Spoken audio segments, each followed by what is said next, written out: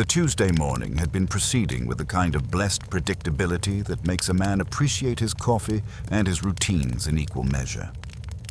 I was at my desk in the office of Nero Wolfe's brownstone on West 35th Street, wrestling with the previous week's orchid expense reports.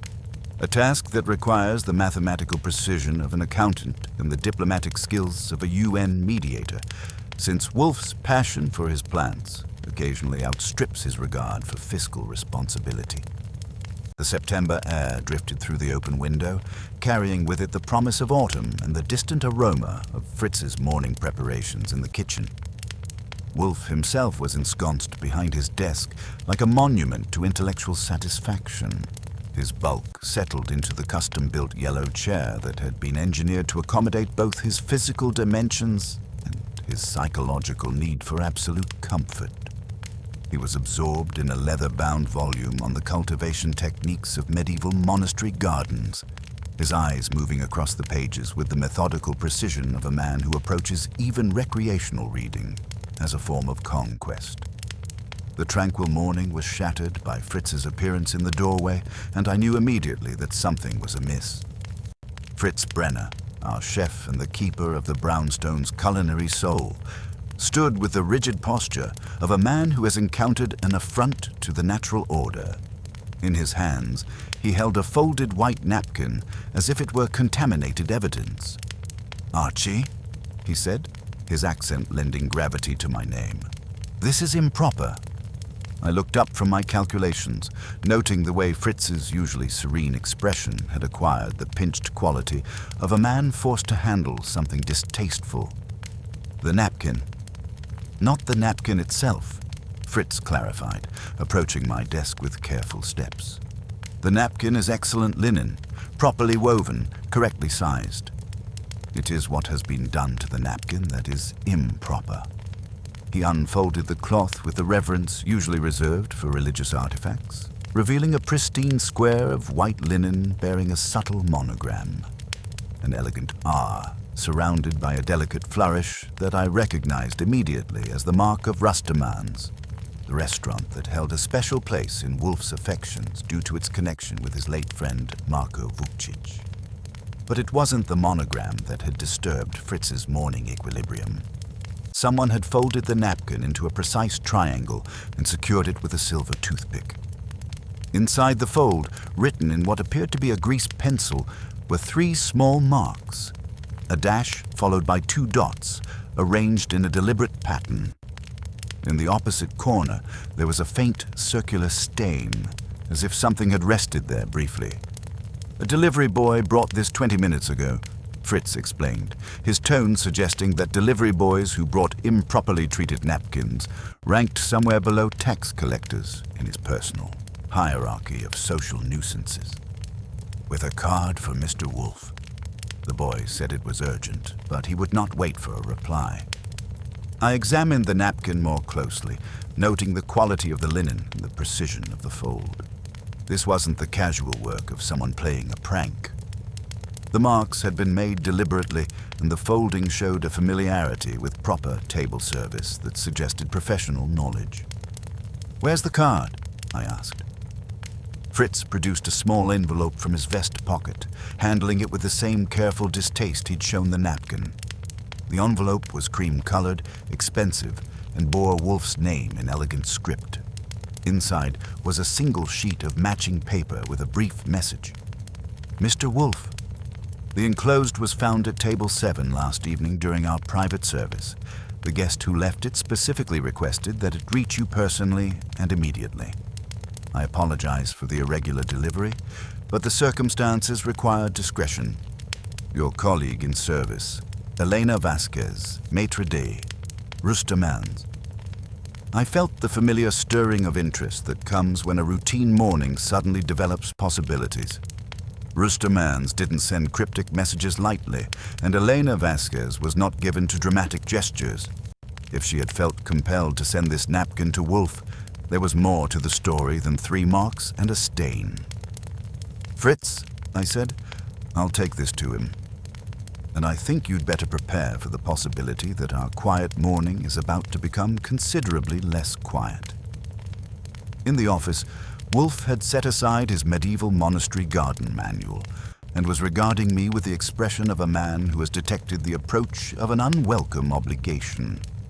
His eyes moved from my face to the napkin in my hands, and I saw the slight tightening around his eyes that indicated his legendary aversion to having his routine disturbed was warring with his equally legendary curiosity.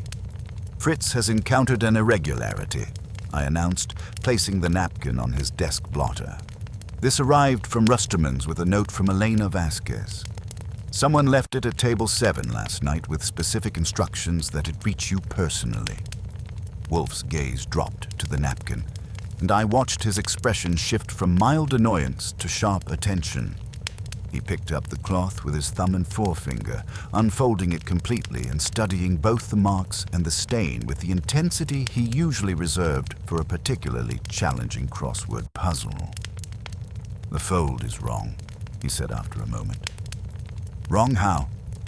"This is not how Rusterman's folds their linen," Wolfe explained, his voice taking on the lecturing tone he used when educating me about matters I should have already understood.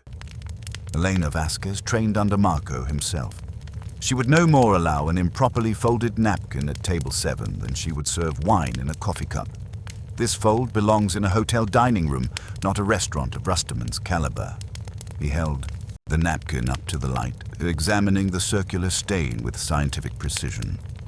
"The marks appear to be made with a grease pencil, but the stain is from something else, something that was placed on the cloth deliberately, then removed." "Any idea what?"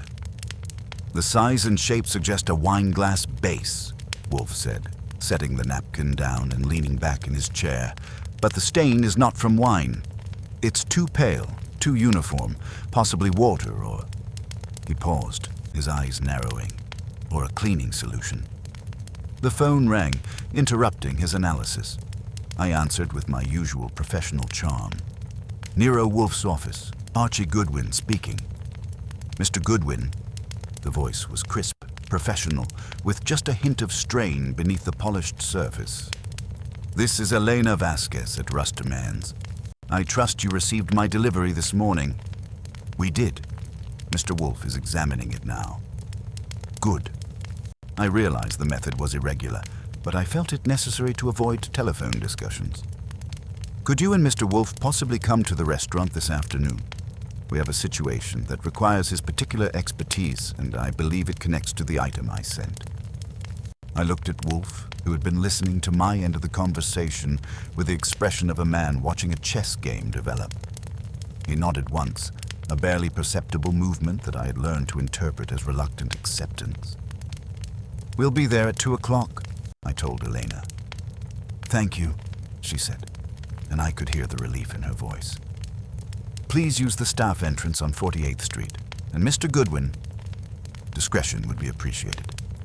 After I hung up, Wolfe sat in silence for several minutes, his eyes fixed on the napkin. The office was quiet, except for the distant sounds of Fritz moving about in the kitchen and the occasional rumble of traffic from the street. "You're going to take this?" I said. It wasn't a question. "I'm going to investigate this," Wolfe corrected, his tone suggesting that the distinction was important. "Someone has used Rusterman's linen as a vehicle for communication, and they have done so in a manner that shows both familiarity with the restaurant's operations and deliberate disrespect for its standards.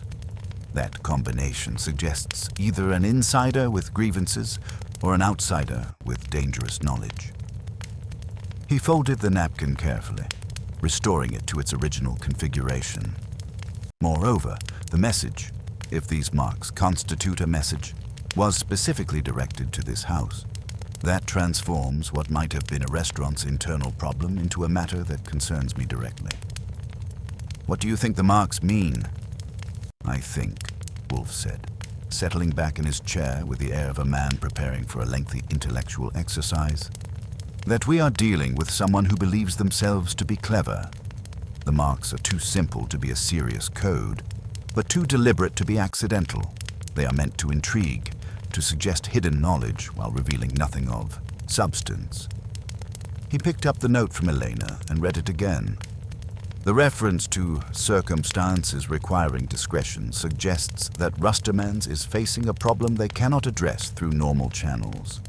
Given the care with which Elena has handled this matter, I suspect we are dealing with something that threatens the restaurant's reputation rather than its immediate safety. So we're going to help them. We are going to determine what assistance, if any, is warranted, Wolfe said, his tone suggesting that the distinction was crucial. And we are going to discover who has the audacity to use my friend's restaurant as a postal service for cryptic communications. I made a note to call for a taxi at 1:30 and settled back to finish the orchid reports. But my mind kept returning to the folded napkin and the precise marks someone had made on Rusterman's finest linen. In my experience, when people went to such elaborate lengths to get Wolfe's attention, it usually meant that someone, somewhere, was in considerably more trouble than they were willing to admit. The morning's blessed predictability was definitely over.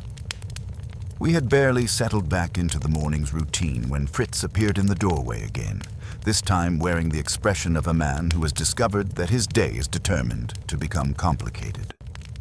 Another gentleman, he announced, investing the word with the kind of skepticism usually reserved for politicians during election season. He says he is from Rustermans and must speak with Mr. Wolfe immediately. Wolfe didn't bother looking up from his book. "If urgency is his currency," he murmured, "we shall relieve him of it. Bring him." The man Fritz ushered in had the careful, pressed appearance of hotel management, charcoal suit that had been tailored by someone who understood the importance of looking expensive without being flashy, and a tie that knew its place in the world. He carried a leather portfolio that gleamed with recent attention, and there was something about the way he moved that suggested he was accustomed to being noticed but not remembered.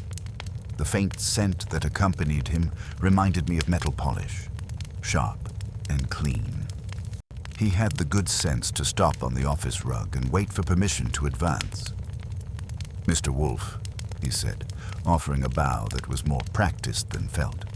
"I apologize for the intrusion. My name is Carmody, assistant manager at Rustermans.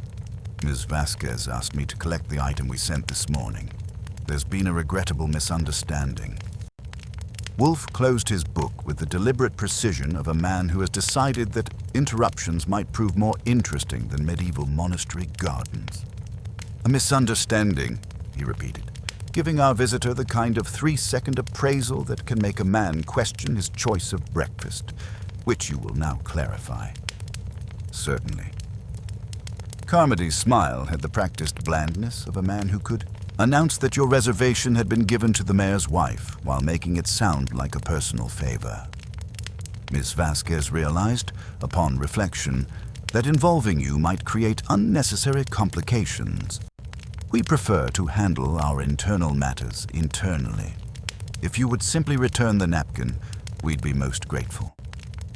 I placed the folded linen on the corner of Wolfe's desk where Carmody could see it but not reach it. "It was sent to us," Wolfe said, with a note requesting discretion. "I shall provide discretion, but not retraction." Carmody's gaze lingered on the napkin just long enough to confirm that he wanted it badly. "I appreciate your position, Mr. Wolfe, but I can assure you this is nothing that requires your particular caliber of attention." "That may be true," Wolfe said. "It is also irrelevant. Ms. Vasquez arranged for us to visit the restaurant at 2 o'clock. If she has rescinded that invitation, she may tell me herself." "She's currently engaged," Carmody said smoothly, and somewhat embarrassed by the morning's enthusiasm. She hoped to spare both of you the unnecessary trip. I stepped to the hall phone and dialed Rustermans. The woman who answered had never heard of any Carmody. When I asked for Elena, there was no answer at her extension. I left my name and requested a prompt callback. "Interesting," I said, returning to the office. "Ms. Vasquez doesn't seem to know you exist." For just a moment, Carmody's professional mask slipped, and I caught a glimpse of something harder underneath.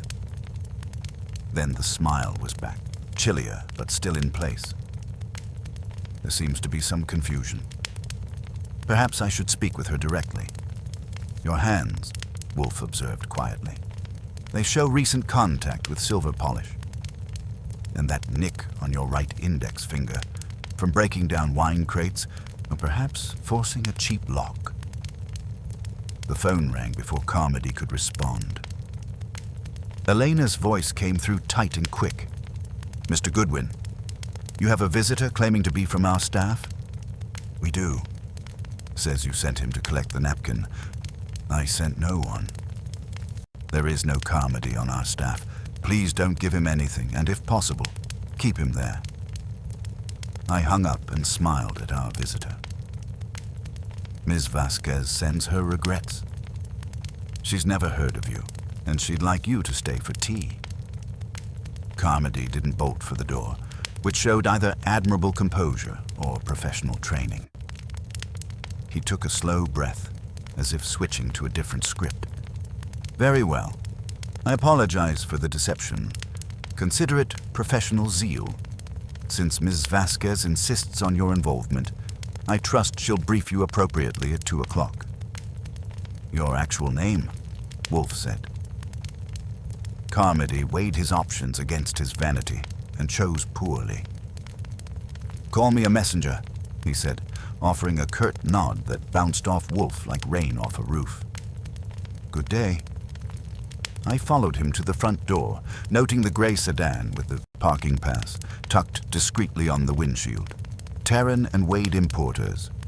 I memorized the license plate and watched him drive away without a backward glance. By 1:30, we were in a taxi heading toward the staff entrance of Rusterman's on 48th Street.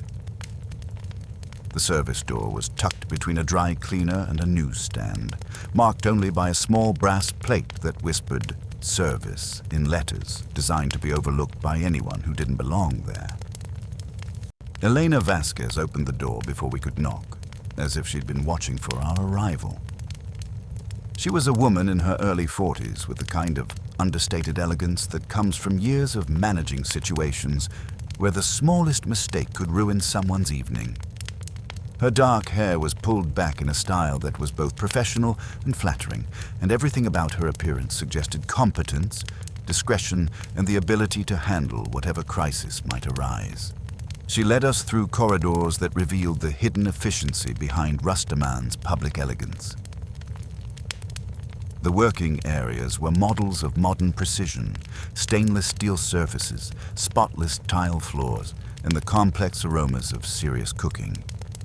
We passed the main kitchen where white-coated figures moved with choreographed intensity, their abbreviated conversations conducted in the shorthand of professionals who had worked together long enough to communicate in glances. Elena's office was small but comfortable, with filing cabinets and wine storage racks lining the walls.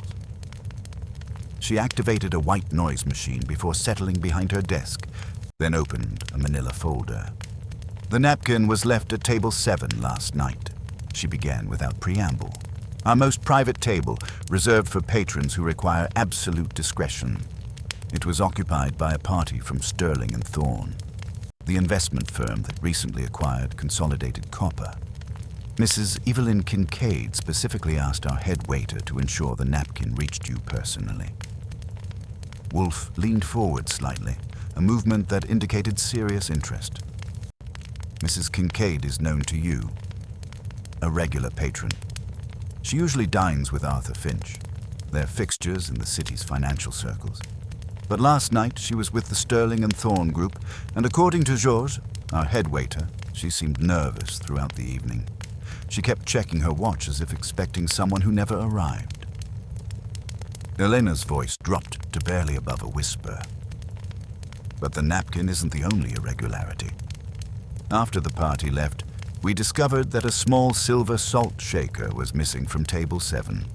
It belonged to Marco himself, part of a set he brought from the old country. Not valuable monetarily, but irreplaceable to those who knew him." Wolfe's eyes opened fully at the mention of his deceased friend. The theft of anything belonging to Marco Vukcic transformed this from a restaurant's internal problem into a personal affront. The sanctity of Rusterman's a place he held in almost as high regard as his own brownstone, had been violated. The office fell silent except for the hum of the white noise machine. Elena waited, understanding that she had just elevated the stakes considerably.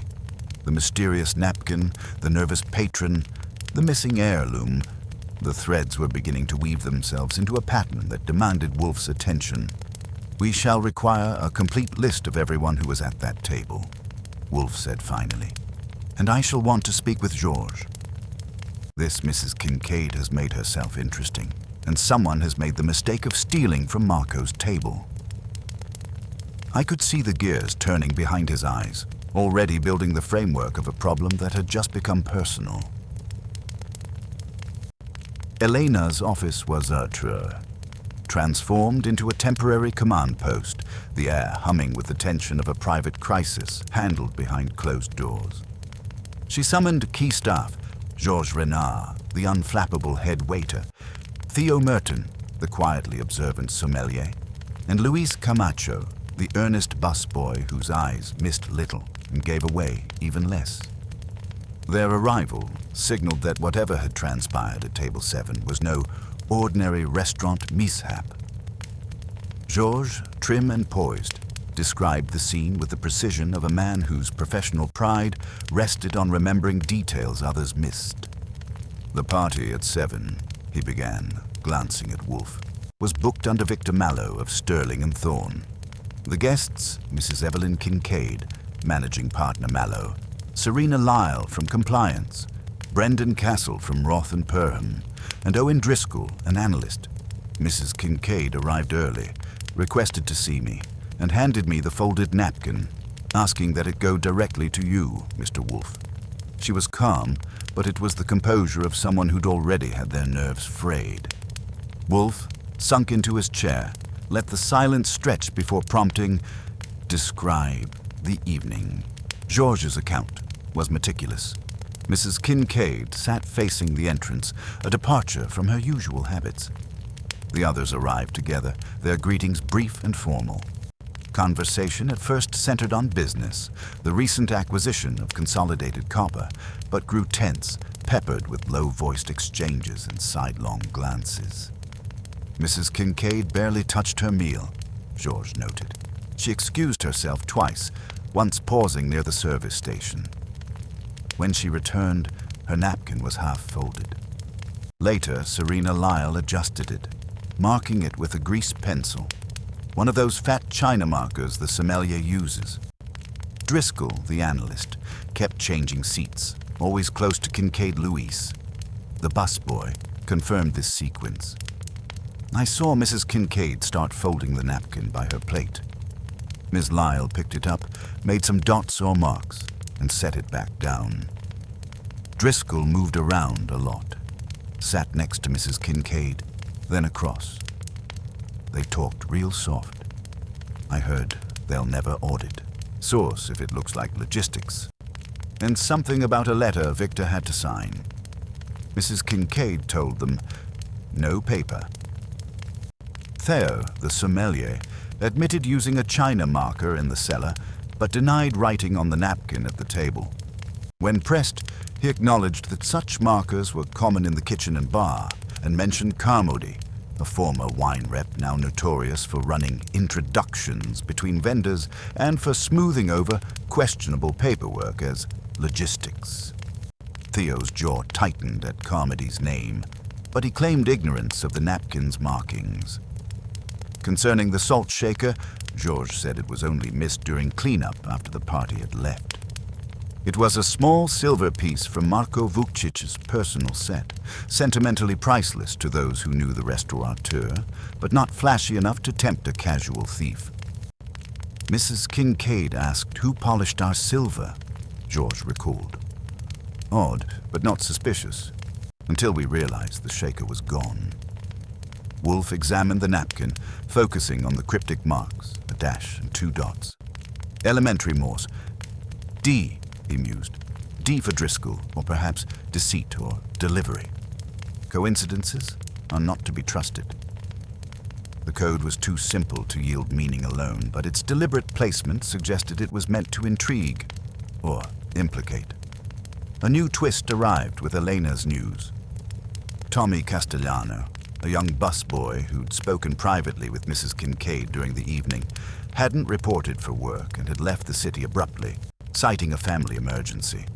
Whether he was a pawn, a witness, or something more, his disappearance complicated matters. As they prepared to leave, Elena produced a small envelope, an unsigned note typed on expensive stationery. The Kincaid matter requires delicate handling. Discretion will be rewarded. Publicity will be expensive. The faint scent of metal polish clung to the paper, echoing the morning's Carmody visitor and his interest in the napkin. Wolfe's mind moved from deduction to orchestration. "Begin with Mrs. Kincaid," he instructed Archie. "She initiated this, and her caution suggests she understands the stakes." Next, Mallow, Lyle, Driscoll, each had opportunity and motive. And find Carmody. He fears the napkin's meaning or my discovery of it. The others will wait. As for the missing busboy, track him if possible. He may be the lever that moves this entire affair. Archie, notebook ready, summarized the tasks ahead. Background checks on the suspects, inquiries with Sterling and Thorne, a visit to the bar where Carmody drinks, and tracking down Tommy Castellano. Wolfe, as always, would remain in the brownstone, sifting the psychological and circumstantial evidence, his intellect undisturbed even as the sanctity of his circle was threatened. The clues, cryptic marks, a vanished heirloom, a nervous patron, and an anonymous threat, were now arrayed like chess pieces. The game had deepened, and Wolfe, with Archie as his knight, was ready to play. The morning found me with a list of names and the kind of purposeful energy that comes from having Wolfe's instructions ringing in my ears like a dinner bell. "Mrs. Kincaid first," he had said, settling back into his chair with the air of a general dispatching troops. "If she initiated this affair, she will either enlighten us or betray the extent of her fears. Then the others, in order of their proximity to the missing shaker, and Archie. Keep that napkin away from curious eyes." Sterling and Thorne occupied a limestone fortress on Water Street that whispered rather than shouted about its wealth. The lobby was all polished marble and hushed efficiency, designed to make visitors feel both impressed and slightly inadequate. Mrs. Evelyn Kincaid's office on the 32nd floor commanded a view of the harbor that probably closed deals just by existing. She was a woman in her late 40s who had clearly learned that in the financial world, appearance was armor. Her silver-streaked hair was cut in a style that suggested competence without sacrificing femininity, and when she offered her hand, it conveyed the kind of confidence that comes from making decisions that affect other people's fortunes. "Mr. Goodwin," she said, gesturing toward a leather chair that probably cost more than most people's cars. "I've been expecting you." Elena mentioned that Mr. Wolfe had taken an interest in our little dinner party. I settled into the chair and opened my notebook. "Little is one word for it. Care to explain why you felt compelled to send coded messages on restaurant linen?" Her laugh had edges, like crystal that had been chipped. "Coded messages? You give me too much credit. I simply wanted to ensure that certain irregularities came to Mr. Wolfe's attention through proper channels. The restaurant business operates on discretion, as does mine." "What irregularities?" She moved to the window, her reflection ghost-like against the morning sky. "Sterling and Thorne recently acquired Consolidated Copper. Standard procedure requires extensive due diligence, but Victor Mallow seemed unusually eager to expedite the process. When I requested additional documentation, I discovered that several key financial records had been simplified. Simplified how? Numbers that should have shown quarterly losses were presented as operational adjustments. Debt that should have been disclosed was reclassified as pending receivables. Her voice carried the weariness of someone who had spent years navigating the gray areas between legal and right. But more troubling was the introduction of new intermediaries in the supply chain. A company called Delian Freight now sits between our mines and our customers, handling far more volume than their size should allow. I made a note of the name. Delian. That's interesting. D for Delian. For the first time, her composure cracked slightly. The marks on the napkin, you think they mean something specific? A dash and 2 dots. If you're a Boy Scout, it's D in Morse code. If you're not, it's still a choice, not a doodle. She was quiet for a moment, considering. Serena Lyle marked the napkin. She's our compliance officer, and she's been helping me document the discrepancies. If she wrote D, she had a reason. And the salt shaker? I noticed it during dinner. Beautiful craftsmanship. I asked George who polished the silver because I wanted to know how many hands pass over things people imagine are invisible. But I certainly didn't take it. Her voice carried genuine offense. Why would I steal from Marco's table? I spent the next 2 hours working through the other dinner guests. Victor Mallow, the managing partner, was all expensive suit and practiced dismissiveness, insisting that Mrs. Kincaid's concerns were excessive thoroughness. Serena Lyle, working from a cramped compliance office, admitted the documentation was incomplete, but wouldn't say more. Owen Driscoll, Mallow's ambitious protege, radiated the kind of aggressive charm that suggested he'd learned early that enthusiasm could substitute for substance. But it was my evening appointment that proved most illuminating.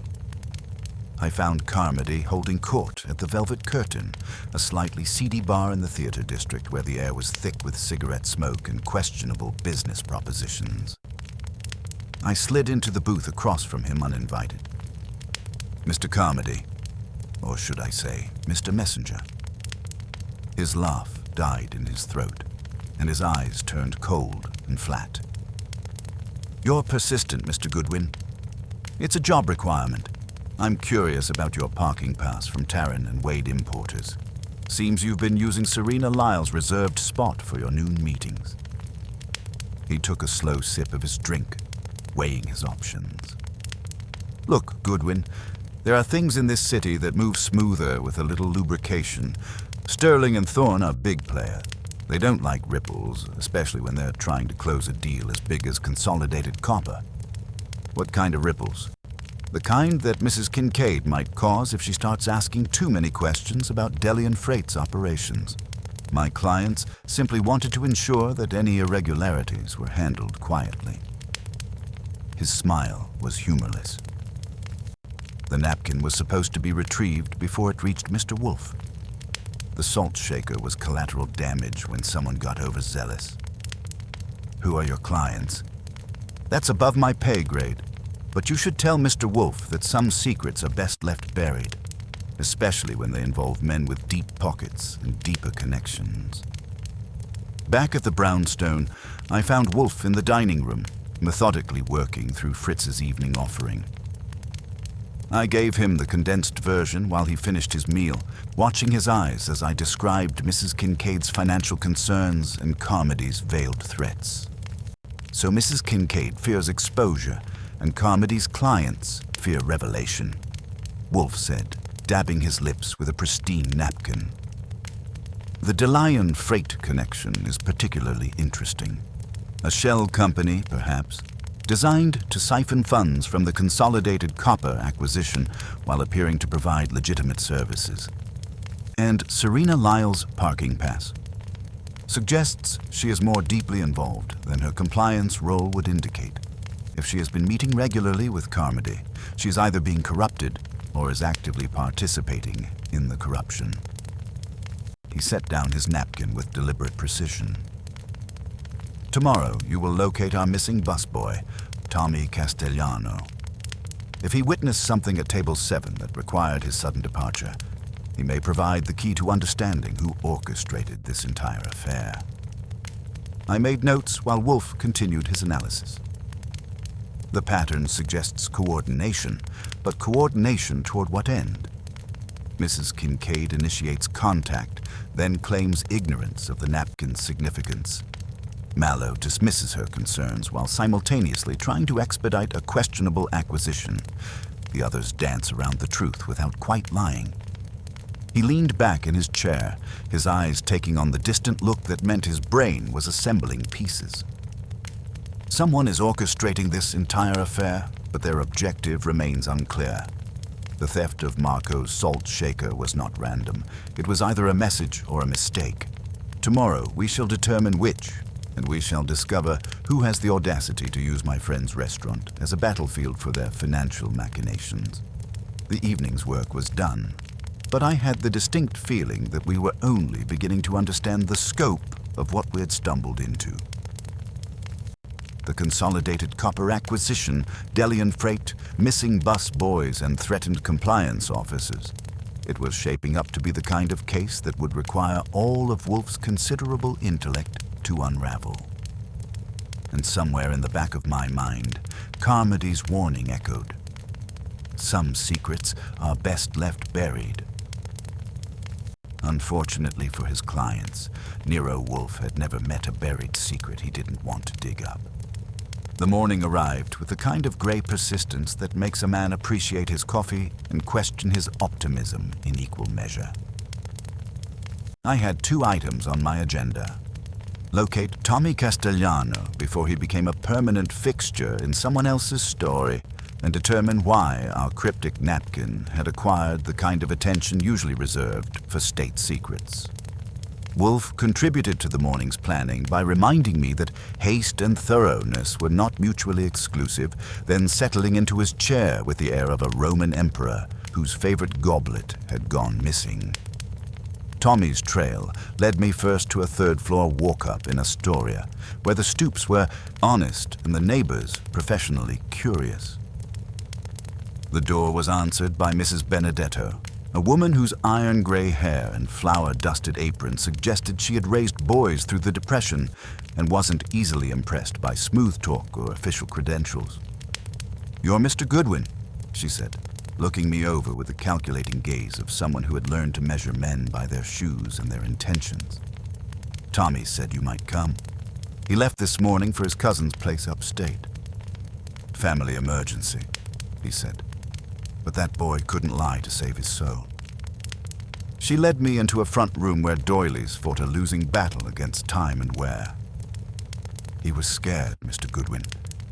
Real scared. Came running up those stairs Tuesday morning like the devil himself was on his heels. Threw his things in a bag, left me 3 months' rent, and said he had to disappear for a while. Did he say why? Said he saw something at that fancy restaurant that wasn't his business, and now it was too much his business. She reached into a drawer and produced an envelope addressed to Nero Wolfe in block letters that belonged to a man who expected his penmanship to be cross-examined. He made me promise to get this to the big man if anyone came asking.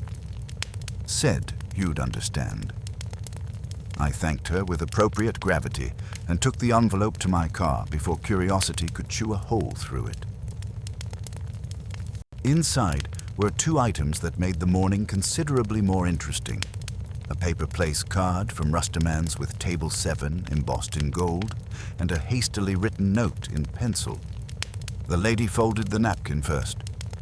Woman in blue made the marks with her own pencil. Young man with glasses took the silver shaker. Said it would cancel a debt. Watch the man with the fancy cuffs. He gives orders, but doesn't get his hands dirty. Below the text was a rough sketch of what looked like a cigarette case with a small dot in one corner, and a faint smudge that carried the scent of lemon oil mixed with something sharper. Metal polish's more aggressive cousin. I spent the next 2 hours working through my list of suspects with the methodical pleasure of a man who enjoys watching lies unravel under pressure. Brendan Castle was at a client meeting that his assistant couldn't quite locate on any calendar. Victor Mallow was in conference calls that seemed to multiply whenever I approached his office. But Serena Lyle was available, and she was nervous in the way that comes from spending sleepless nights wondering if you've backed the right horse. I found her at a coffee shop on Lexington, stirring her latte with the kind of mechanical precision that suggested her mind was elsewhere. When I slid into the booth across from her, she didn't look surprised. "I've been expecting you," she said. "Or someone like you. Tommy Castellano called me yesterday. Said he was leaving town and thought I should know that people were asking questions about Tuesday night." "What kind of questions?" "The kind that suggests someone is very interested in what happened at Table 7 and very concerned about what Tommy might have observed." She set down her spoon and met my eyes directly. "Mr. Goodwin, I think I'm in considerable trouble, and I'm not sure who I can trust."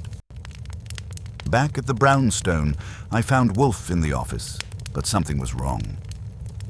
The air held a tension that hadn't been there when I left, and Wolfe's usually imperturbable demeanor showed hairline cracks around the edges. He was seated behind his desk, but his posture suggested a man who had discovered that his sanctuary was not as inviolate as he had believed.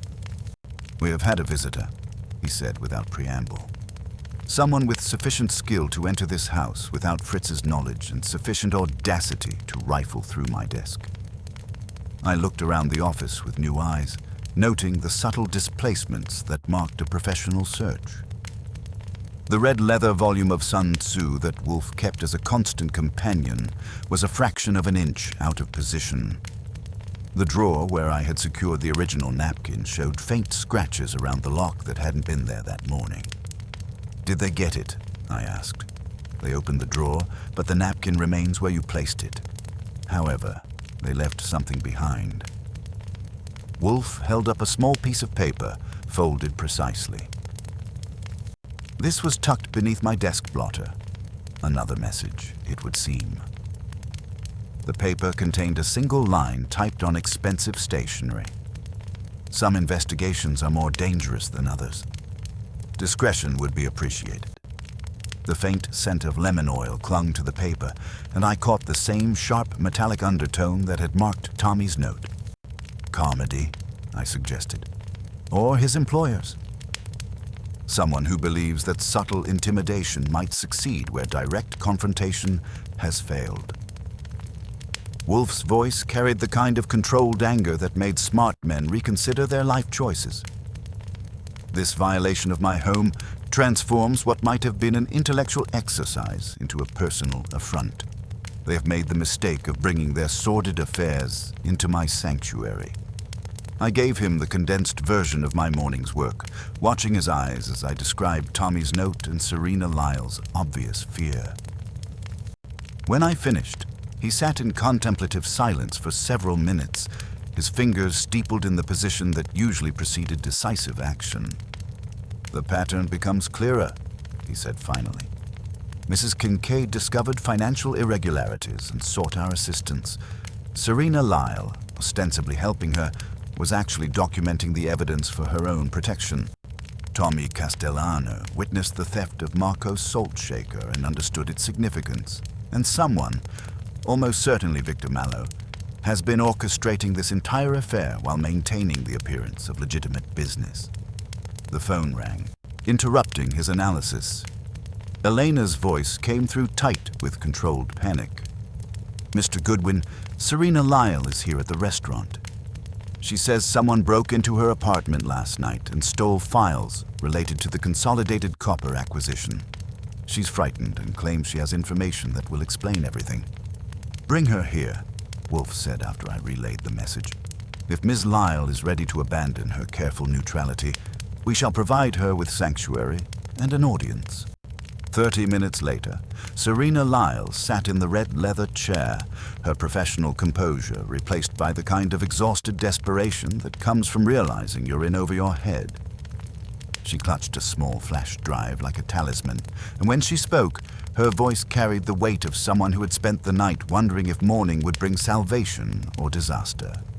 "The break-in was professional," she began. "They knew exactly what to look for. The Delian freight documentation, the altered Consolidated Copper reports, my personal notes about the discrepancies Mrs. Kincaid had identified. But they missed this." She held up the flash drive. "I kept copies of everything. Insurance," I thought. Now it might be the only evidence that proves what Sterling and Thorne has been doing.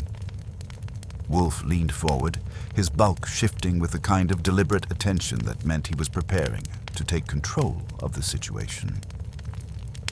"Explain what Sterling and Thorne has been doing." "Money laundering through the consolidated copper acquisition," she said, her voice gaining strength as she spoke. "Delian Freight exists only on paper, but it's been billing Consolidated for transportation services that were never provided. The money flows through a series of shell companies before ending up in accounts controlled by Victor Mallow and his associates. The salt shaker. It was a gift from Mallow, a token of appreciation for my cooperation in overlooking certain irregularities. The pieces were falling into place with the satisfying precision of a well-constructed mechanism. Mallow had been using the acquisition not just to launder money, but to reward his accomplices with pieces of Marco's legacy, a violation that elevated this from financial crime to personal desecration. "Miss Lyle," Wolfe said, his tone carrying the authority of a man who had decided to take responsibility for a situation, "you will remain here until this matter is resolved. Fritz will prepare a room. Your safety is now my concern, as is the information you have provided." He turned to me with the expression of a general who had finished his reconnaissance and was ready to deploy his forces. "Archie, contact Inspector Kramer. Inform him that we may require official assistance in the near future. Then call Saul Panzer. We shall need additional eyes and ears. And finally, contact Victor Mallow, Mrs. Kincaid, Mr. Driscoll, and Mr. Cassell. Request their presence here tomorrow evening at 9 o'clock. It is time to gather our players and resolve this affair." As I reached for the phone, I realized that what had begun as a cryptic message on restaurant linen had evolved into something considerably more dangerous. The violation of the brownstone, the theft of evidence, the intimidation of witnesses. We were no longer dealing with simple corporate malfeasance. We were dealing with people who had demonstrated their willingness to escalate and who might be prepared to escalate further. The afternoon light filtering through the office windows seemed dimmer somehow, as if the shadows had grown longer and more substantial. Wolfe had accepted the challenge, but the stakes had risen considerably. The game was no longer being played on neutral territory. It had invaded our home, and that made it personal. Tomorrow evening's gathering would determine whether we controlled the endgame or whether our opponents had moves we hadn't yet anticipated.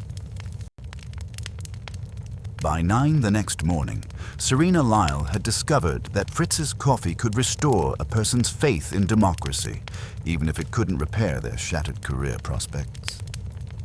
She sat at the kitchen table with both hands wrapped around her cup like a lifeline, while Fritz hovered with the protective instincts of a man who had taken personal responsibility for her safety. His disapproval of the entire situation radiated from his posture, but his commitment to hospitality remained absolute. Wolfe emerged from his morning routine with the deliberate precision of a general preparing for a decisive campaign. I had already begun the morning's calls, starting with Inspector Kramer, who received my summary with the enthusiasm usually reserved for tax audits. When I mentioned money laundering, missing witnesses, and break-ins, his grunt acquired edges that could cut glass. "If you're staging one of your theatrical evenings, Goodwin," he growled, "I want meat, not mist. Real evidence, not your boss's psychological parlor tricks." "We'll have both," I assured him. "But we may need official backup before the evening's over." Saul Panzer arrived without fanfare and took his assignment with the quiet competence that made him irreplaceable. Wolfe's instructions were precise.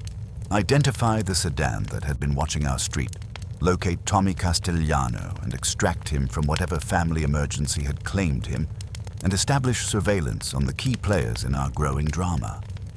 Saul nodded once, filed the details in his steel trap memory, and disappeared back into the city's anonymous flow.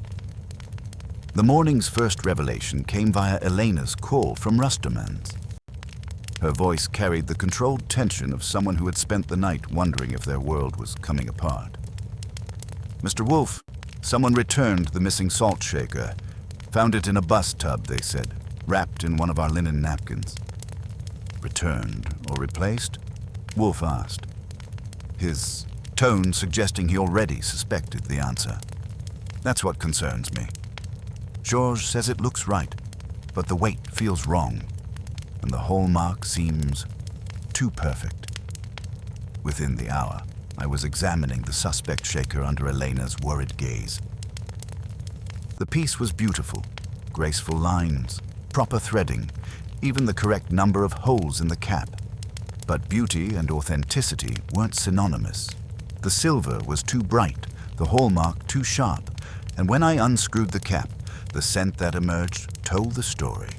Lemon oil mixed with metal polish, applied by hands that valued perfection over truth. It's a reproduction, I told Elena. Someone had this made to specifications, probably within the last week. Whoever took Marco's original wanted us to know they could control the narrative.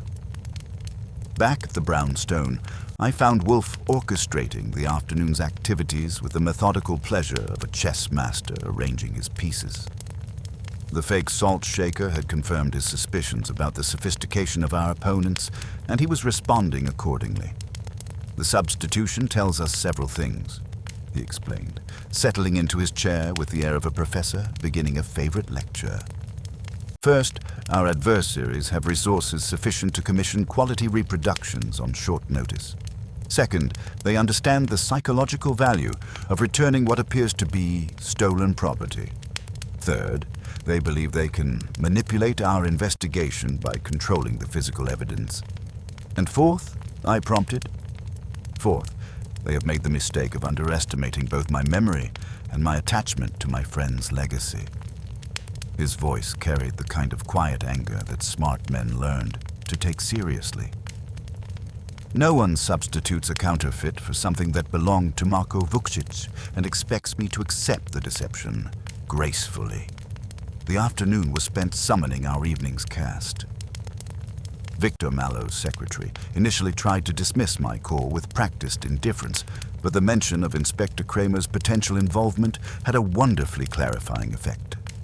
Mallow himself eventually came to the phone, his voice tight with barely controlled fury.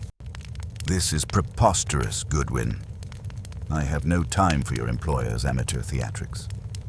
"Then perhaps you'll prefer Inspector Kramer's professional interrogation techniques," I suggested. The silence that followed was more eloquent than any agreement. Mrs. Kincaid accepted the invitation with nervous resignation, her voice carrying the weight of someone who had spent sleepless nights wondering if she had chosen the right side. Owen Driscoll tried to sound confident, but failed spectacularly, his stammered excuses about prior engagements crumbling when I mentioned that Serena Lyle would be present to share her insights.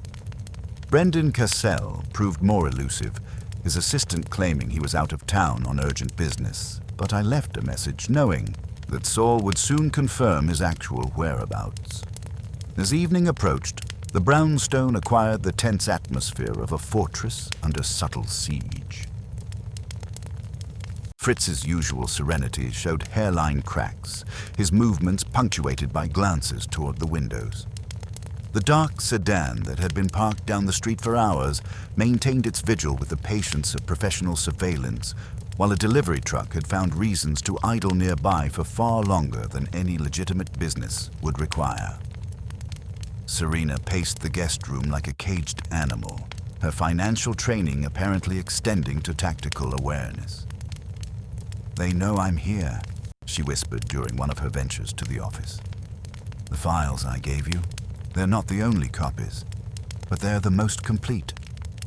If something happens to me, nothing will happen to you," Wolfe assured her, his voice carrying the authority of a man who had decided to take personal responsibility for her safety.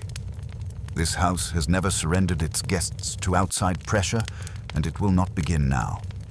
By 8 o'clock, Saul had returned with intelligence that painted a clearer picture of our opposition. The sedan belonged to a shell company registered to a midtown security firm that existed primarily on paper, Tommy Castellano was indeed hiding with his cousin in Kingston, but he was willing to return if I personally guaranteed his safety. Most interesting, Owen Driscoll had spent the afternoon at Tarrant and Wade Importers, leaving with a flat package that suggested documents or photographs. The phone rang as we were reviewing Saul's report, Elena's voice cutting through the evening quiet with news that elevated the stakes considerably. "Mr. Wolfe, someone broke into the restaurant last night. They ransacked the wine cellar and George's office, looking for something specific. They didn't take anything valuable, but they left the place in shambles." Wolfe's expression shifted from controlled concern to something considerably more dangerous.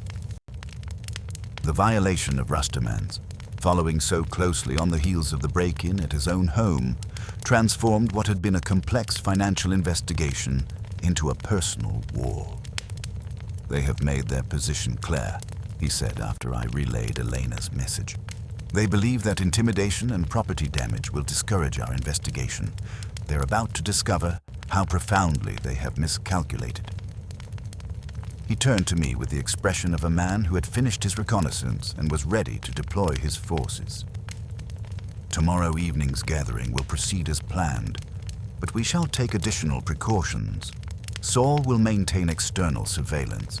Fred and Ori will provide discreet backup, and Inspector Kramer will be advised that his presence may be required on short notice."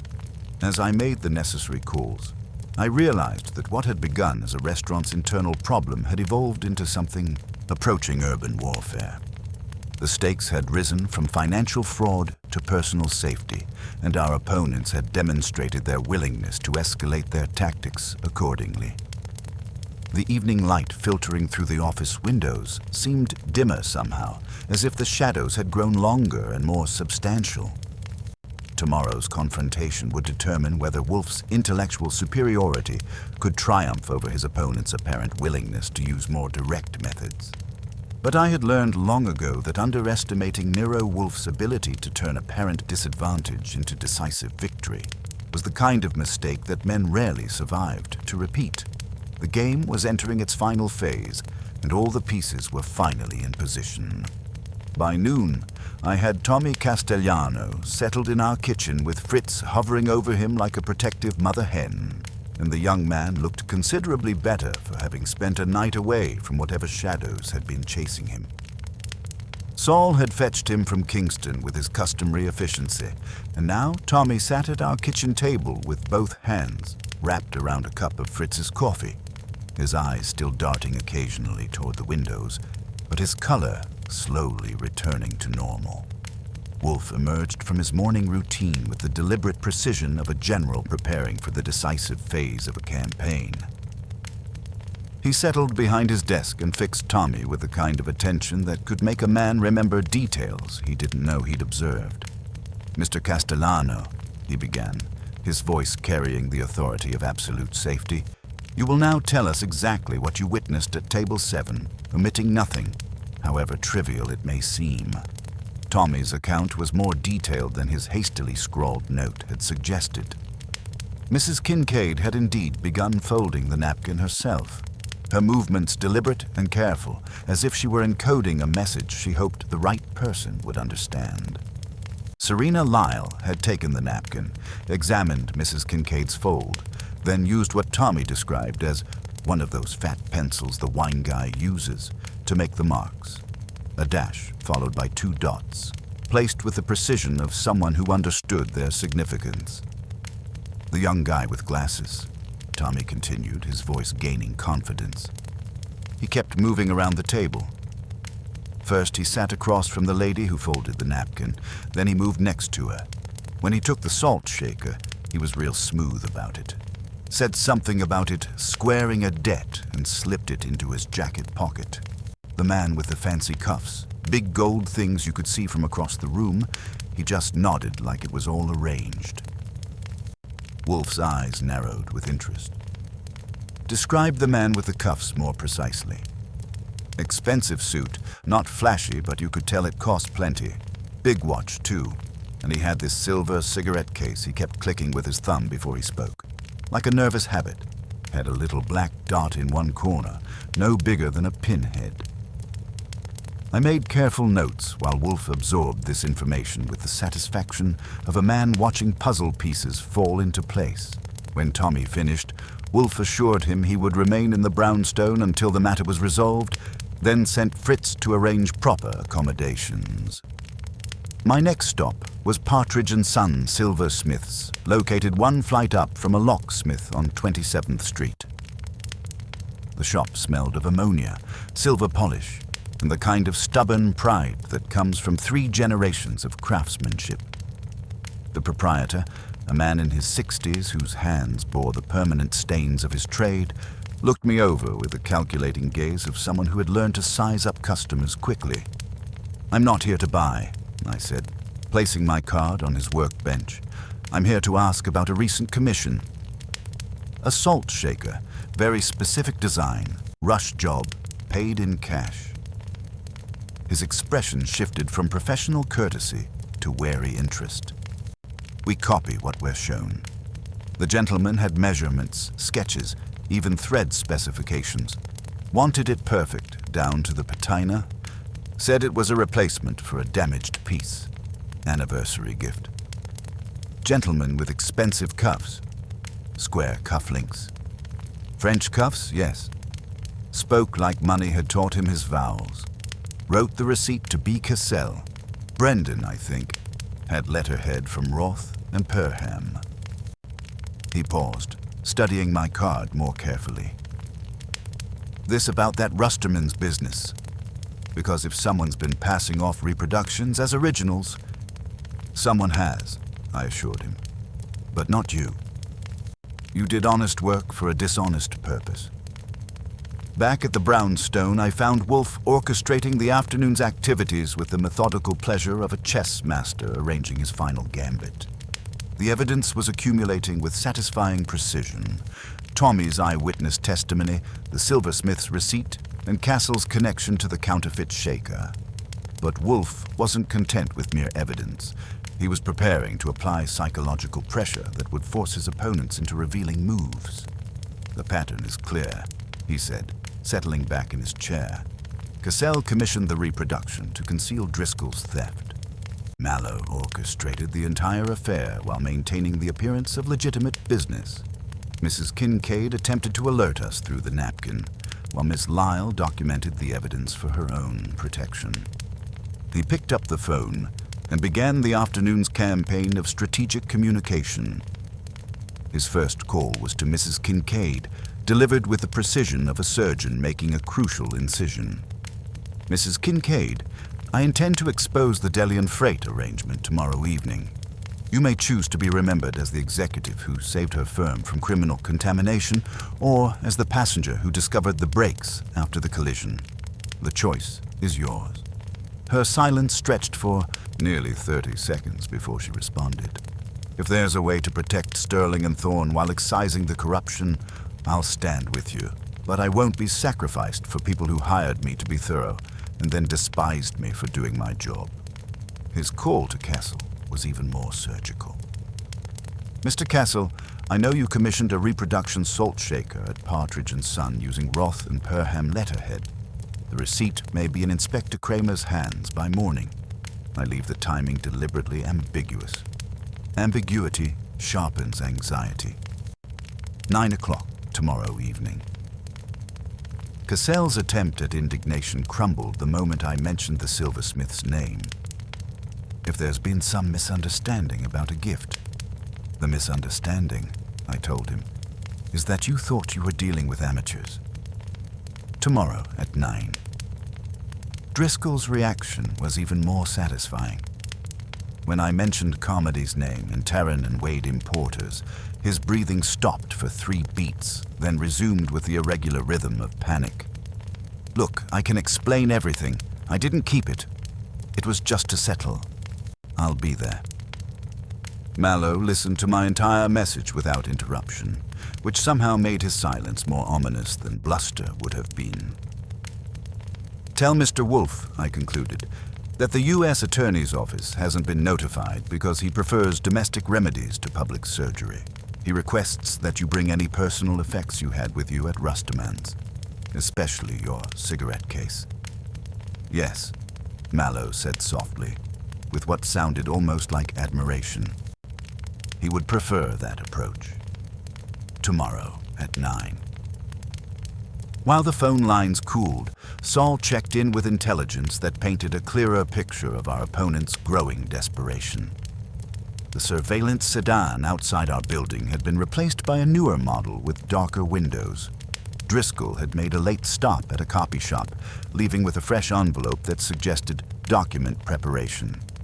Most interesting, Cassell had met with Carmody at a hotel bar, passing him what appeared to be the Partridge and Son receipt. As evening approached, Wolfe fine-tuned his preparations with the attention to detail that separated his methods from mere confrontation.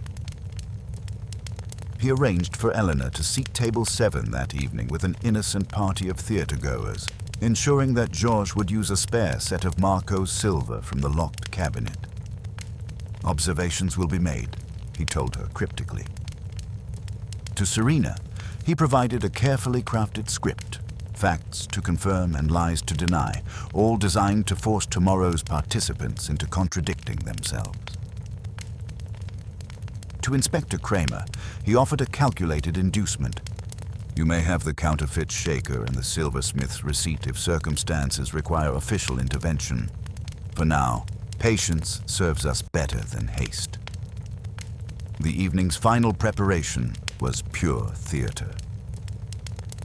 Wolfe arranged the evidence on his desk with the precision of a general deploying artillery: the original napkin, the counterfeit salt shaker, Tommy's handwritten note, and a blank envelope addressed in my handwriting to U.S. Attorney, SDNY. "Stagecraft?" I asked. "Psychology," he corrected. "Tomorrow I shall ask each of them questions they cannot answer without condemning themselves. Tonight I encourage them to make poor decisions under pressure." At 8 o'clock, Elena's courier arrived with the evening's intelligence from Rusterman's. Georges had observed a man in an expensive grey suit examining table 7 after the dinner service, lifting the napkin to check for marks before leaving without ordering. The description matched both Mallow and Castle, but the fancy cuffs suggested our primary suspect. As the brownstone settled into its evening quiet, I could feel the weight of tomorrow's confrontation gathering like a storm front. Wolfe sat motionless behind his desk, his eyes fixed on the assembled evidence, his mind working through the final permutations of a complex equation that would soon resolve into justice, or at least his particular brand of intellectual satisfaction. The pieces were in position, the pressure had been applied, and our opponents had been maneuvered into a corner where their only options were confession or a lie so elaborate it would collapse under its own weight. Tomorrow evening would determine whether Wolfe's methodical approach to human psychology could triumph over his adversaries' increasingly desperate attempts to control the narrative. But tonight, the brownstone hummed with the quiet confidence of a fortress that had never surrendered its occupants to outside pressure and had no intention of beginning now. By mid-afternoon, the brownstone had acquired the tense atmosphere of a theater on opening night, with all the props positioned and the cues rehearsed. I'd spent the morning running what looked like simple errands, but served Wolfe's larger strategy. The evidence was arranged on his desk with surgical precision: the original napkin, the counterfeit salt shaker, Tommy's handwritten note, and several manila folders that hadn't been there the night before. Each item positioned to create maximum psychological impact when the curtain rose. The morning's first surprise arrived via Fritz, who appeared in the doorway with a small package wrapped in brown paper. "Another delivery," he announced, his tone suggesting that mysterious packages were becoming an unwelcome feature of our routine. Addressed to Mr. Wolfe, no return address left on the front steps. Inside was Marco's original salt shaker, wrapped in tissue paper and accompanied by a typed note on expensive stationery. "Mr. Wolfe, consider this a gesture of good faith. Some misunderstandings are better resolved privately than publicly. The original is returned, the copies destroyed, and all parties can resume their normal activities. Discretion benefits everyone. Wolfe examined the returned shaker with the intensity he usually reserved for a particularly challenging orchid problem. His fingers traced the silver surface, testing the weight, checking the threading, even unscrewing the cap to examine the interior. When he was satisfied, he set it beside the counterfeit with a smile that could have cut glass. "Excellent," he murmured. "They have made the mistake of believing that the return of stolen property constitutes absolution for the theft. Moreover, they have confirmed that they possess both the original and the means to produce convincing reproductions." I spent the next few hours executing Wolfe's final preparations with the satisfaction of a man who enjoys watching elaborate plans reach their culmination. Taryn and Wade Importers occupied the top floor of a building that used to house a shoe factory and still carried the scent of leather when it rained. The office was all glass walls and brushed steel, designed to look legitimate while moving paper that might prefer the dark. The receptionist's blank stare when I asked for Carmody would have fooled a saint, but not me. Through the door marked Operations, I caught a glimpse of a desk with a square of brighter wood where a monitor had recently been removed and a silver cigarette case sitting too precisely in the center. Not the same case. This one was cheap tin with a chrome finish, but the adhesive speck in the corner matched Tommy's sketch, a pinhead dot with a matte finish. "Tell Carmody the matte dot in the corner is a cute touch," I told the receptionist. "But next time, try a sticker that doesn't come from a packet you can buy at Russo's Photo for $8. The visitor's log, read upside down, confirmed what I suspected. Owen Driscoll, 11:22 a.m., Carmody. Back at the brownstone, the afternoon's most revealing development came via a desperate phone call from Brendan Castle. "Mr. Goodwin, I think we need to discuss this situation before tonight's meeting. There are aspects you don't understand, complications that could affect innocent people." His explanation painted a picture of corporate corruption motivated by personal desperation rather than simple greed. According to Cassell, Mallow had created the shell company to siphon funds for his wife's medical expenses. Driscoll had participated out of family loyalty, while Cassell himself had been recruited to provide legal cover for what they characterized as temporary borrowing. I relayed Cassell's explanation to Wolfe, who received it with the expression of a man who had heard similar justifications before. "Desperation may explain their actions," he said, "but it does not excuse them. Moreover, Mr. Castle's version conveniently omits several inconvenient facts, such as the fact that Mallow's wife died 18 months ago, according to the obituary in yesterday's Times. Wolfe's voice carried the weight of someone who had done his research, such as the fact that Delian Freight has been billing Consolidated Copper for services that were never provided, not temporarily borrowing against future earnings. By 8:30, Saul had arrived with his final intelligence report. The surveillance outside our building had intensified, with 2 vehicles now maintaining watch from different angles.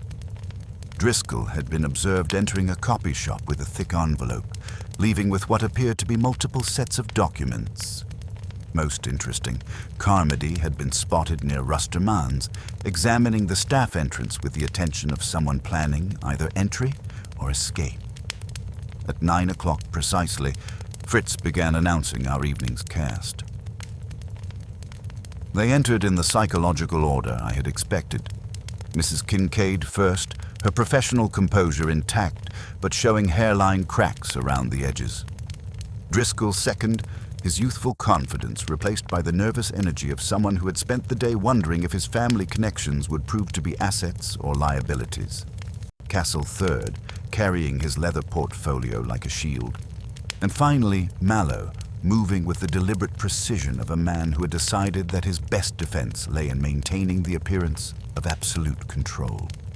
The office had been transformed into a stage for intellectual combat. The heavy drapes were drawn, casting the room in subdued light that seemed to heighten every shadow. Wolfe sat enthroned behind his desk, a formidable bulk of yellow shirt and intellectual menace. The evidence was displayed with calculated precision. The napkins, both salt shakers, and the flash drive from Serena, positioned where every participant could see them. They arranged themselves in the chairs I'd positioned with careful attention to psychological dynamics. Mrs. Kincaid chose the chair closest to the door, maintaining her options for strategic withdrawal. Driscoll positioned himself near the window, his eyes darting occasionally toward the street. Cassell sat with his portfolio balanced on his knees, ready to produce documents as the situation required. Mallow claimed the chair directly facing Wolfe's desk, his silver cigarette case clicking softly in his hand as he surveyed the room with a faint smile. Wolfe let the silence stretch, allowing the tension to coil tighter in the air. His gaze swept across each face, lingering on Mallow, then on Driscoll, then on the evidence. When he finally spoke, his voice was a low rumble, perfectly controlled. "Good evening. You're here because a matter of considerable gravity, originating at Rusterman's restaurant, has intruded upon the sanctity of my home and the peace of my establishment. It involves deception, theft, financial malfeasance, and a disturbing lack of respect for both my property and my time." Mallow cleared his throat, his voice smooth as polished stone. "Mr. Wolfe, with all due respect, I believe, there's been a misunderstanding. Sterling and Thorne has been nothing but professional in its acquisition of Consolidated Copper. Any suggestions otherwise are unfounded." "Indeed," Wolfe purred, his eyes fixed on Mallow. "And the financial irregularities Mrs. Kincaid discovered, the simplified records, the sudden appearance of Delian Freight as a primary logistics provider?" Mrs. Kincaid leaned forward, her voice trembling slightly but firm. "Mr. Mallow, you know those records were manipulated. I provided Mr. Wolfe with my complete assessment." Mallow's smile remained in place, but his thumb clicked the cigarette case with increasing frequency. Evelyn has always been overly scrupulous. Her concerns were thoroughly investigated and found to be without merit. A simple difference of opinion on accounting practices. Wolfe shifted his attention to Driscoll, who visibly flinched under the scrutiny. "Mr. Driscoll, you were present at Table 7. You were observed taking a silver salt shaker from Marko Vukcic's personal collection. Mr. Castellano, our busboy witness, heard you state it would cancel a debt." Driscoll's face paled further, his voice barely above a whisper. "It was a misunderstanding. I merely picked it up, admiring the craftsmanship. I put it back. You put back a counterfeit," Wolfe corrected, his voice carrying the weight of absolute certainty.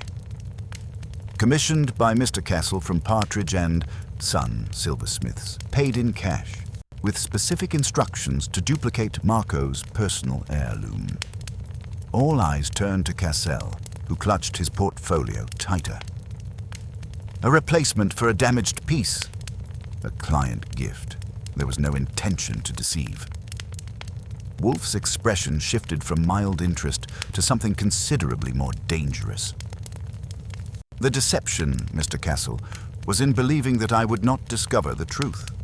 The salt shaker was stolen as collateral. The counterfeit was commissioned to conceal the theft. And all of this was orchestrated to facilitate a money laundering operation through your fictitious Delian Freight Company." The accusation hung in the air like a physical presence. Mallow's cigarette case clicked faster now, a nervous rhythm that betrayed his carefully maintained composure. The carefully constructed edifice of their deception was beginning to crumble, brick by painstaking brick. Serena Lyle, who had been summoned from the front room, now entered and took her position near the evidence table.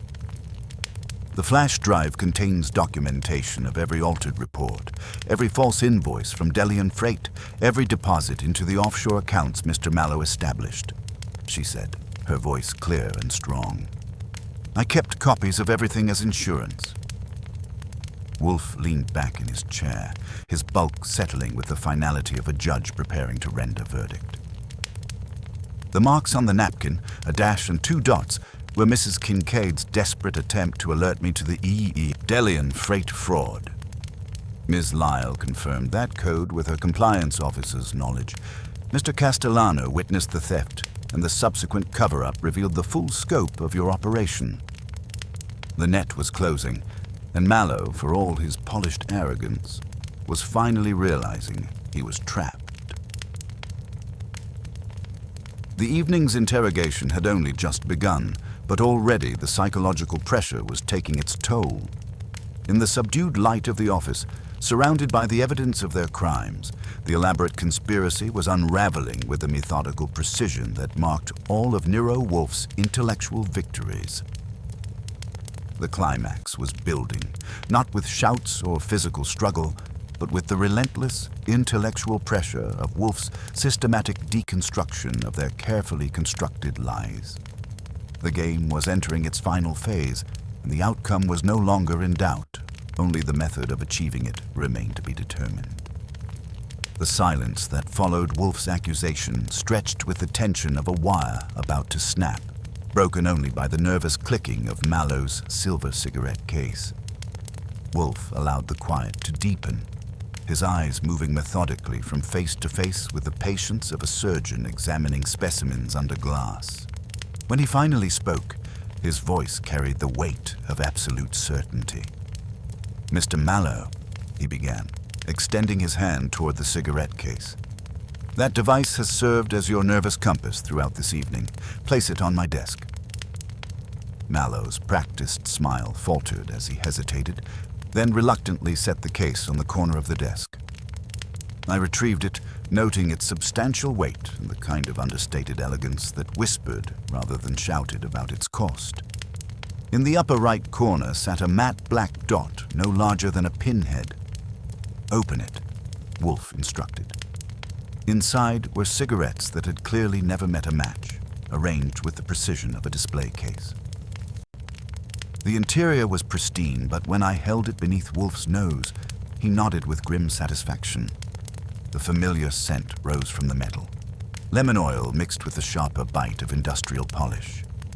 "Your prop has betrayed you," Wolfe told Mallow, his voice carrying the satisfaction of a man whose theory had been confirmed by physical evidence.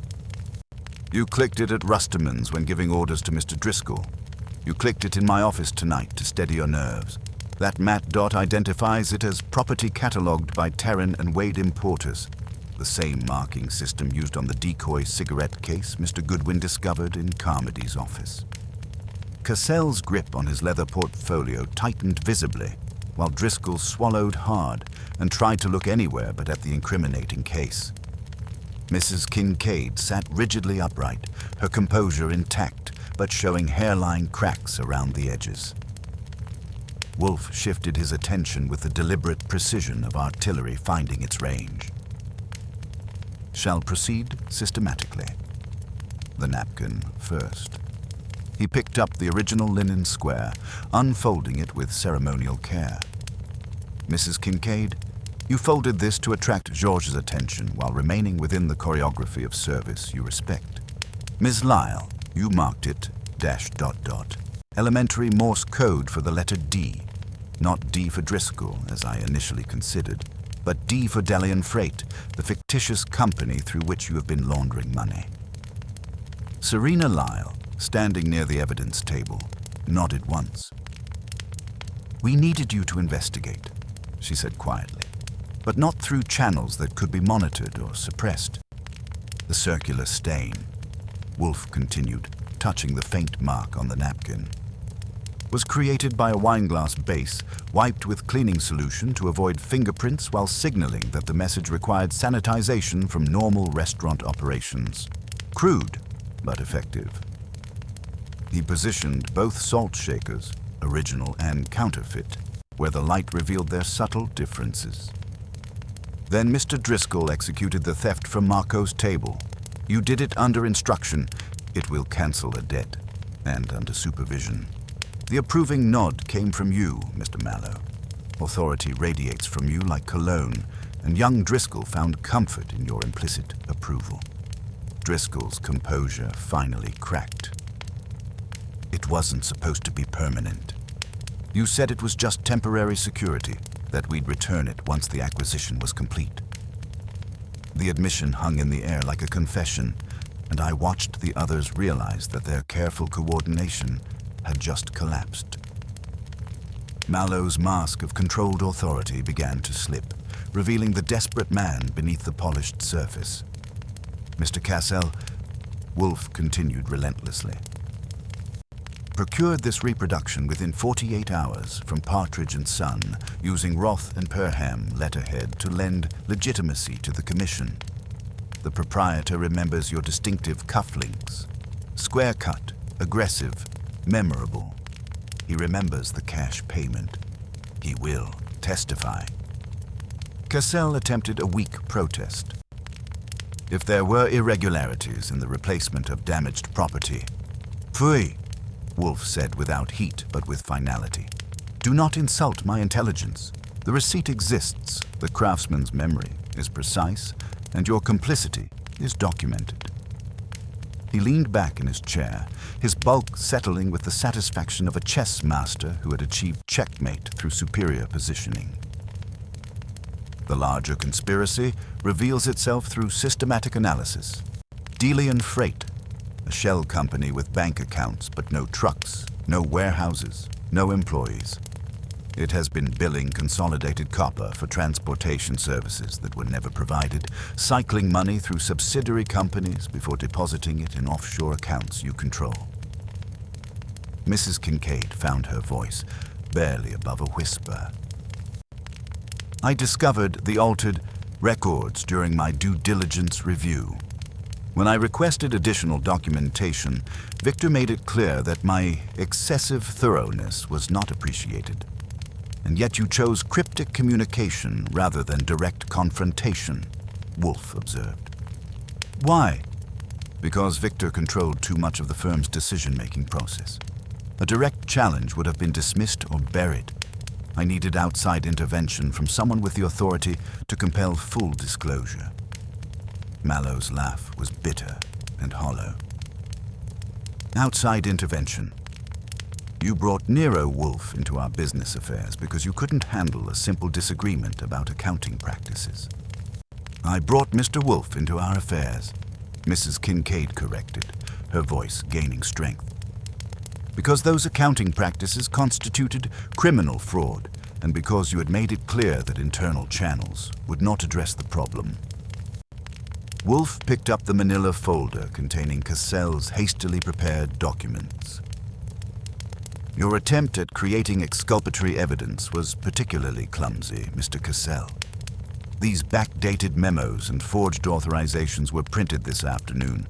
The ink is still settling, and the paper carries the scent of fresh toner. He turned his attention to the flash drive Serena had provided.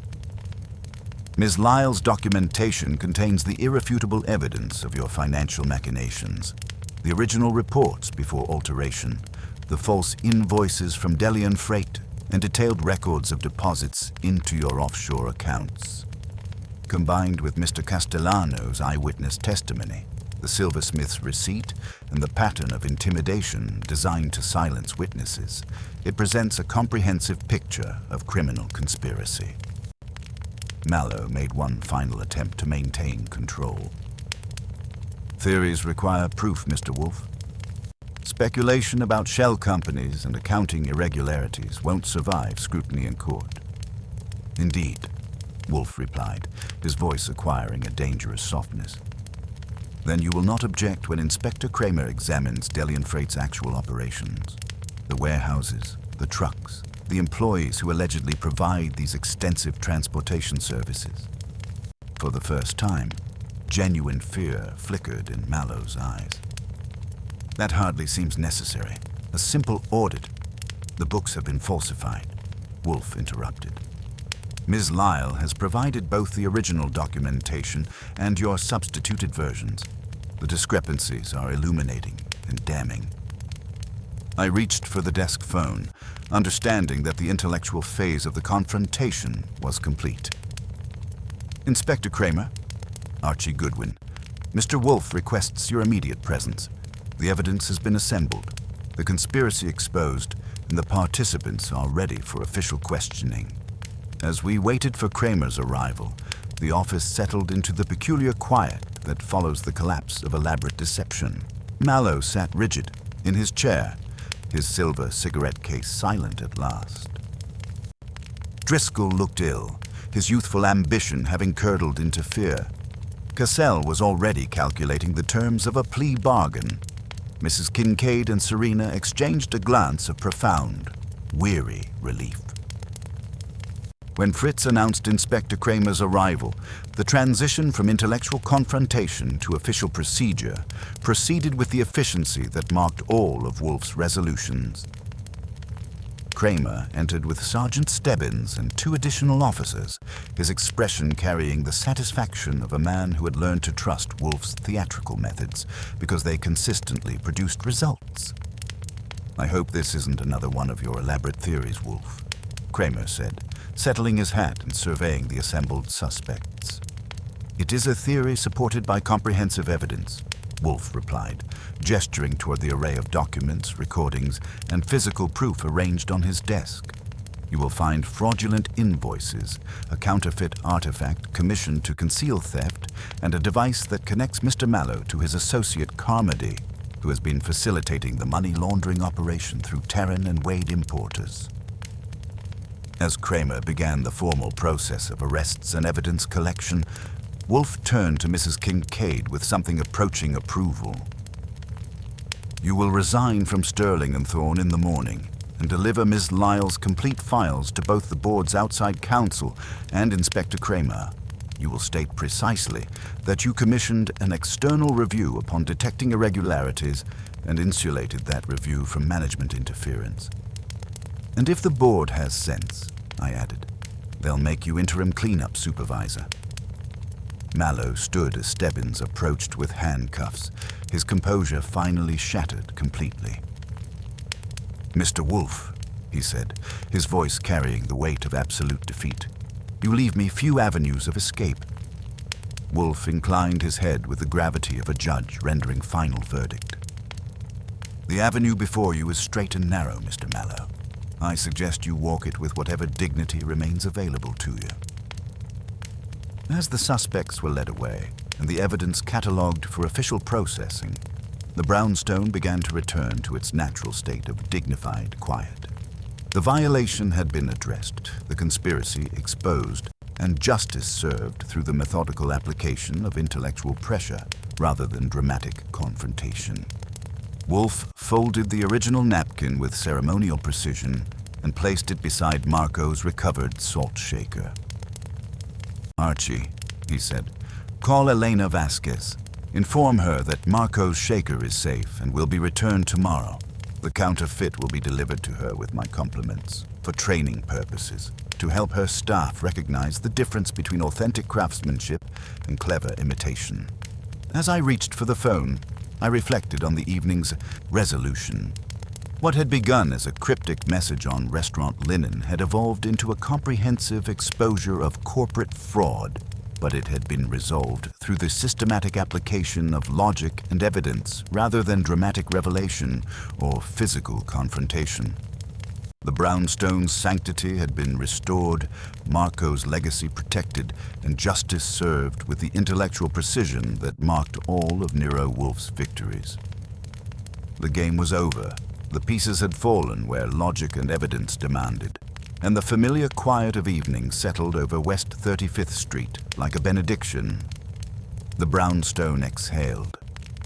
That's the only way to describe what happened after Inspector Kramer and his entourage departed with Mallow and his co-conspirators in tow. The house seemed to settle back into itself with the satisfaction of a cat reclaiming a sunny windowsill after unwelcome visitors have finally left.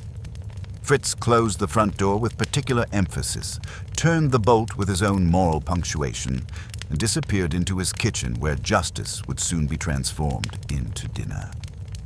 I spent the next hour making the calls that mark the difference between a case solved and a case properly concluded. Elena first. She didn't cry, but her breathing carried the relief of someone who had been holding it since Tuesday. Mrs. Kincaid received confirmation that her cooperation would be remembered favorably when Sterling and Thorne's board met to discuss new leadership. Serena Lyle, gathering her flash drive and her dignity, expressed gratitude that extended beyond mere words. Tommy's landlady got the news that would let his mother sleep peacefully for the first time in days. Saul Panzer materialized long enough to report that the surveillance vehicles had evaporated like morning mist, accepted a sealed envelope whose thickness suggested Wolfe's appreciation was measured as precisely as his recipes, then disappeared back into the city's anonymous flow. The brownstone's natural rhythm was reasserting itself with the inevitability of tide returning to shore. Within 3 days, the full scope of our success became clear through a series of communications that confirmed Wolfe's systematic dismantling of the conspiracy had achieved its intended effects. Sterling and Thorne's board had appointed Mrs. Kincaid as interim head of compliance, with a mandate to conduct comprehensive reviews of all recent acquisitions. Serena Lyle had been retained as an external consultant, her cooperation having transformed her from potential accomplice to valuable witness. The Delian freight investigation had revealed money laundering operations extending far beyond the consolidated copper acquisition, involving several other companies and millions in fraudulent billing. Inspector Kramer's evening call brought news that Mallow's plea negotiations were proceeding with the efficiency that comes when defendants realize their position is untenable. Driscoll would likely receive consideration for his cooperation and youth. Cassell was already maneuvering for the best available terms. Carmody had been arrested at Kennedy Airport with luggage containing enough documentation to keep federal prosecutors busy through the next fiscal year. The most satisfying resolution involved Tommy Castellano, who returned to Rustermans with Elena's assurance that his observational skills would be valued rather than feared. Georges had taken the young man under his professional wing, teaching him the subtle art of noticing everything while appearing to notice nothing, a skill that would serve him well in the restaurant business and beyond. 3 evenings after the arrests, we found ourselves seated at table 7 in Rustermans, the familiar surroundings restored to their proper elegance. Elena had arranged for Georges to serve personally, using Marco's complete silver service. The recovered salt shaker sat in its rightful place among pieces that had been crafted to honor both function and beauty, catching the candlelight with the dignity that comes from being valued for intrinsic worth rather than monetary consideration.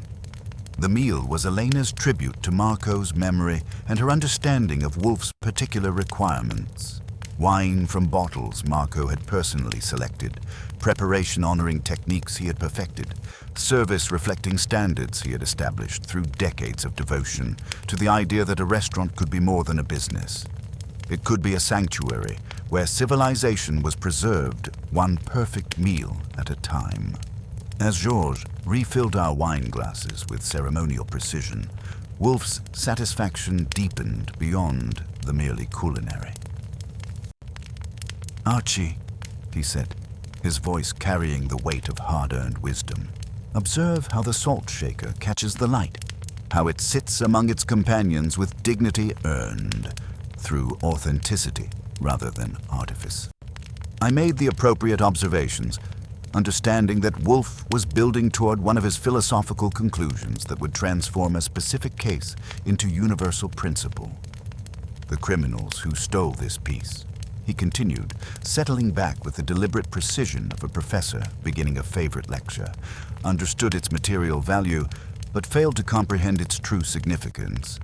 They saw silver that could be reproduced, craftsmanship that could be counterfeited, history that could be falsified.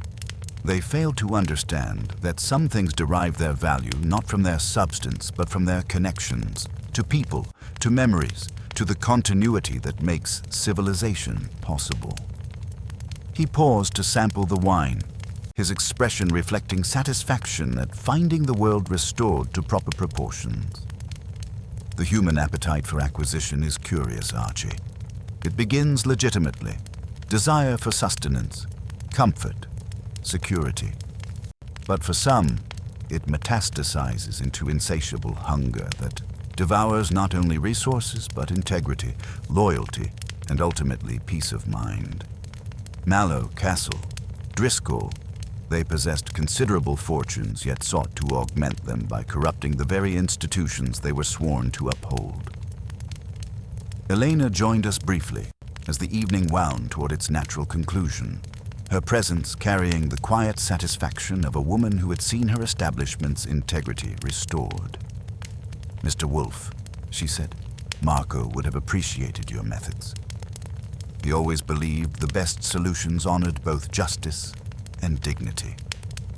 We returned to the brownstone near midnight, the autumn air carrying promises of seasonal change and the satisfaction that comes from work completed according to proper standards. Wolfe settled into his chair with the deliberate precision of a man whose world had been restored to its natural order, while I made final notes in the case file that would join others in our locked cabinet. As I prepared to close the file, Wolfe offered his concluding observation on the affair. "Remember, Archie, that the most dangerous criminals are not those who steal through violence or crude deception, but those who corrupt institutions that make civilized life possible. They steal not merely money or property, but trust itself. When such criminals are exposed and punished, we preserve more than justice. We preserve the foundations upon which decent society rests." He closed his book and prepared to retire, the case resolved to his complete satisfaction. The napkin has been returned to Elena for her archives. The salt shaker has been restored to its proper place. The criminals have been delivered to appropriate justice. The natural order has been preserved. As the brownstone settled into evening quiet, I reflected on the case's resolution with satisfaction that comes from work completed according to Nero Wolfe's exacting standards. What had begun as a cryptic message on restaurant linen had evolved into a comprehensive victory of intellectual method over criminal conspiracy, achieved through patience, observation, and systematic application of logic to human psychology. The clue folded in a napkin had led us through a labyrinth of corporate fraud and personal betrayal, ultimately delivering us to truth and the kind of justice that honored both law and deeper principles that make civilization worth preserving. In the morning, there would be orchids to tend, meals to enjoy, and the blessed predictability of a world restored to its proper order. If anyone asks me what solved it, I'll tell them the truth. A letter D, a man who doesn't accept substitutes for dinner or justice, and the understanding that some things, friendship, integrity, the weight of authentic silver in your hand, cannot be counterfeited, no matter how clever the criminal believes himself to be.